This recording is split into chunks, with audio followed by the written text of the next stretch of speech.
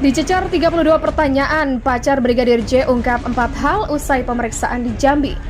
Jadi memang kasus ini kasus muda ya, nggak perlu turun sampai Menko Polhukam, Presiden, mulai dari Kapolri, terus Presiden ketua G20 gitu turun. Nah ini kenapa? Saya katakan berkali-kali TKP-nya jelas, yang meninggal jelas, yang mengaku tanda petik menembak jelas, barang bukti senjatanya juga jelas, handphone jelas, CCTV walaupun mati juga jelas, selongsong ada, proyektil ada, darah ada, luka-lukanya juga nanti tergantung hasil visum akan jelas, jadi jelas ceritanya ini. Right man on the right place dan juga dikaitkan dengan integritas, pasti hasilnya bagus.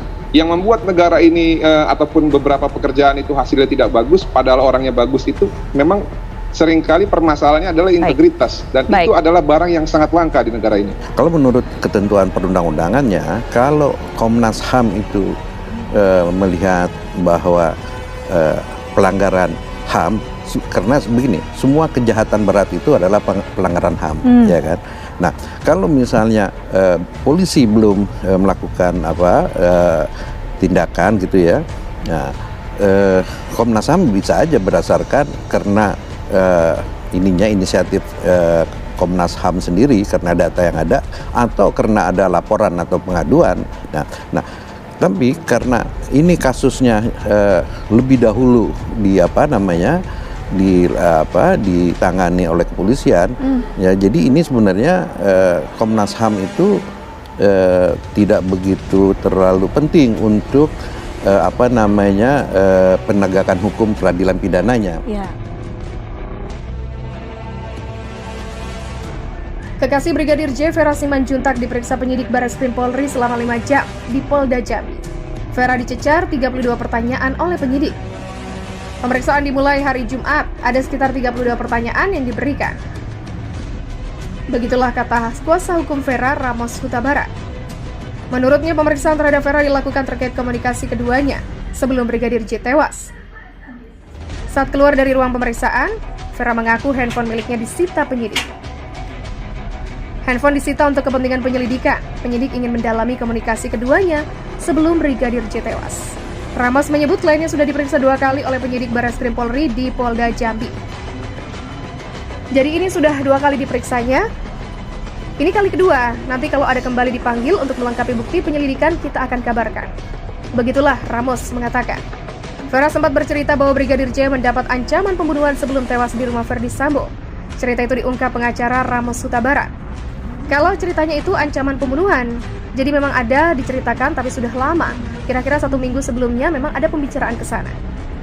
Ramos mengatakan percakapan terakhir antara Vera dan Brigadir J sekitar pukul 16.43 sebelum akhirnya dilaporkan tewas oleh polisi akibat baku tembak sesama dengan Baradae di kediaman Verdi Sambo. Vera mengenang sosok kekasihnya sebagai orang yang baik dan penyayang. Vera mengatakan dirinya dan Brigadir J berencana menikah tahun depan. Tepatnya, Vera dan Brigadir J akan menikah 7 bulan lagi. Kasus penembakan Brigadir Nofriansyah Yosua Huta Barat masih terus bergulir. Vera, kekasih Brigadir J, menjalani pemeriksaan di Mapolda Jambi terkait kasus kematian sang pacar. Vera menjalani pemeriksaan pada Minggu 24 Juli pukul 11 dan berakhir hingga pukul 18.50 dengan didampingi 2 kuasa hukum, yakni Ramos Huta Barat dan Verdi. Ramos mengatakan Vera dicecar 32 pertanyaan selama pemeriksaan. Selain itu, katanya handphone milik Vera juga disita oleh penyidik untuk dijadikan sebagai barang bukti.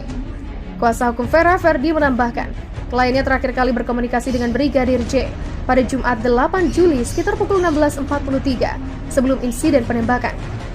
Sementara itu, Vera mengatakan bahwa isi komunikasi dirinya dengan Yosua sebelum kejadian biasa saja.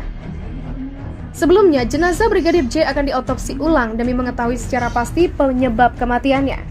Kapolda Jambi Irjen Polisi Ahmad Rahmat Wibowo juga telah meninjau langsung persiapan lokasi otopsi ulang jenazah Brigadir Yosua di RSUD Sungai Bahar, Muaro Jambi pada Minggu 24 Juli kemarin.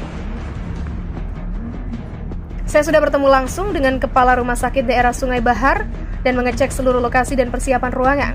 Sudah tersedia dengan baik, semoga pelaksanaan otopsi pada hari Rabu mendatang berjalan lancar. begitulah kata Rahmat. Untuk personel pengamanan, dikatakannya segera dipersiapkan.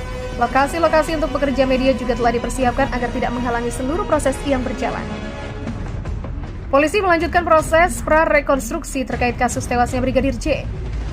Jika sebelumnya dilakukan di Polda Metro Jaya, kali ini digelar di rumah dinas Irjen Pol Verdi Sambo di Kompleks Polri Duren 3, Jakarta Selatan pada Sabtu 23 Juli lalu. Pra-rekonstruksi dilaksanakan sekitar pukul 11 siang. Garis polisi terpasang melingkari tembok luar sampai pintu pagar rumah dinas Verdi Sambo. Media hanya diizinkan menyorot aktivitas prarekonstruksi dari jarak 30 meter. Terlihat beberapa kepolisian masuk ke dalam kediaman Irjen Verdi Sambo melalui pintu samping. Terlihat juga beberapa koper yang dibawa masuk diduga merupakan alat penunjang untuk melakukan prarekonstruksi. Direktur Tindak Pidana Umum Bareskrim Polri Brigjen Andirian Jayadi dan Direktur Reserse Kriminal Umum Polda Metro Jaya Kombes Pol Hengki Haryadi dan Kasat Reskrim Polres Metro Jakarta Selatan, AKBP Redwan Solpanit, turut memantau jalannya prarekonstruksi. Tidak terlihat keberadaan Irjen Verdi Sambo dan Baradae saat prarekonstruksi.